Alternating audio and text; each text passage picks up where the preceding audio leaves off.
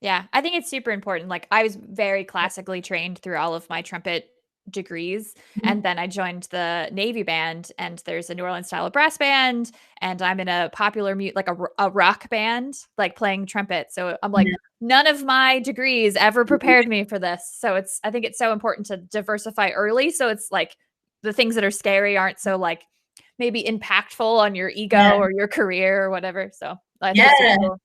It's hard. That was a challenge for me. I remember before that I had been in situations where I go and take my manuscript paper because I just couldn't remember licks. Like it wasn't something that came to me. I'm used to. I mean, even now, I think I'm more used to reading music than I am just Yeah, same. playing Mhm. freely. I'm still working through that. But I would go to like sessions where the people would expect me to just play, and I'm like, no, that's not really. I can't really do that. But you know, if I learn a lick and write it down, then I'll have it for next time. And I remember being in some situations where they would kind of clown you if you came in with manuscript paper and a pen and pencil. But yeah, it's cool because this group wasn't like that. It's we have varying levels of music education. Some of us are trained classical musicians. Some of us, just took up music in college. Some of us did not go to college or school for music or go to college at all. And we respect each other's creativity because you can't really learn feeling music and creativity. So it's really cool to be in an ensemble like that, although I think it's kind of spoiled me. Like I don't want to play in groups that don't want to listen to me anymore. Yeah. No, it's great when you find that, but it does, yeah. I think it's a good standard to go with for groups, you Yeah, know? yeah, for sure. Everybody's voice should be heard. Yeah. I love that. I think one of the almost turnoffs for jazz for a lot of young musicians is this idea that like if you walk in with a real book, you're behind, right? You imagine these like combos where everyone just knows every single tune, every lick, every chord change, and when you're first starting off, it can feel so overwhelming. Like I just can't memorize all this material. You look at your stack of real books. It's this I guess Yeah. it's a couple things tall, right? And so this idea that like do what you're scared of and do it in a way that's healthy for you, I think is really important. Can you talk more about maybe getting started in improvisation, what you maybe work on with some of your students, what you've experienced yourself?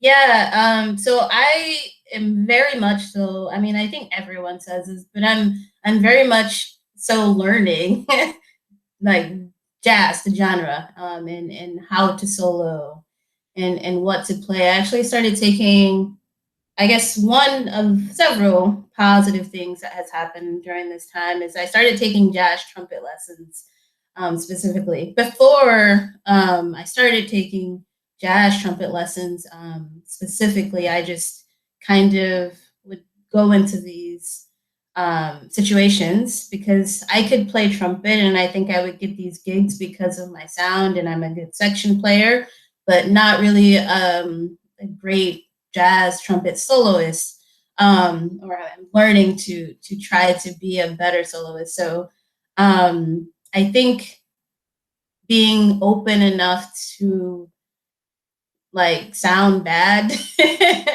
and to mess up is really important. But it's also kind of finding someone that you're comfortable enough being vulnerable like that with. I know for me, after having been on the scene, like I tried to get lessons from several trumpet players in town, but it was just weird. You have our self-thought where we're like, okay, so now this trumpet player who I play with, who's great, is now going to be able to know my weaknesses, and then that makes me feel like crap. You just never know. And then there are several people that I'd be like, okay, just I need help. I've never had, jazz trumpet lessons. I've just kind of learned from doing it, which is cool too. But I was just at a point where I needed to really practice and know what to practice so I could improve. And I mean, at least three different people I'd go in and they'd be like, all right, well, we could just play. And I'm like, I mean, that doesn't really help me. yeah, we can just play. Like, I know how to play trumpet. I know you get that, but like, I'm wanting to learn jazz trumpet. So that's a struggle too. I think people see that you're gigging and that you're getting good gigs and you know how to play, but when you're asking for help, it's finding the right teacher and finding someone that you trust and someone who understands what you're asking for. So I finally found that from a person not not in Ohio, but they live in New York. So that was for me an easier way to know that this person, even though the music scene is rather small, everybody knows everybody. So even though we're all in the same circuit, that it was like a more safe environment for me. So I think that is really important for students. All of us are still learning and trying to improve. So yeah, I think it's finding the right teacher, which I mean I'm 37, so it took me a while to find a person of that genre that could really help me and start from the basics. Yeah. Yeah, I don't understand why it's so hard to find someone. Like I always like you'll have to tell me who you found because like Yeah. I keep looking because I'm like, yeah, I'd love to be better. Like I could read music really well. I'd love to be able to solo, but like I Yeah. can play, but I need to understand these changes and Yeah. like when to do what and Exactly. Yeah. I'll definitely tell you. It's been really great. I asked him to start from the beginning and he started from the beginning and he didn't. Like some people say, just play what you feel. And like I totally get that. But on like a basic human, like what do I play level, that is just not helpful. I 100% That's the agree thing. with you. Everyone has different learning styles, and some things work for others and they don't. So it's really great to find a teacher who's adaptable and or find someone that really suits your style and understands, because what works for someone, like I had colleagues who just memorized tunes and they memorized solos and that worked for them. And yes, I'm thinking of my husband, the saxophonist, specifically. Like he memorized everything Coltrane did and he was good, right?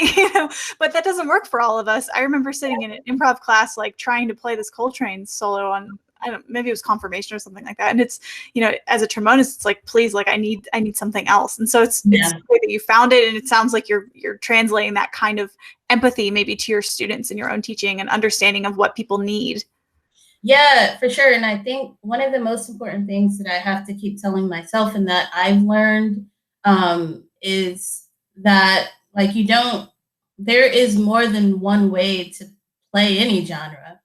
Like, I mean, sometimes I have to remind myself that I play in the Cleveland Jazz Orchestra and I'm able to do that, but I'm not a great jazz soloist. And like that is factual. I'm learning to become a jazz soloist, but that's just not the type of player I am now. But that doesn't exclude me from that genre. And I think that that is something that is important for everybody to learn, especially young students, because I think that like if you can't do one thing, then we tell ourselves that we can't do this whole big thing.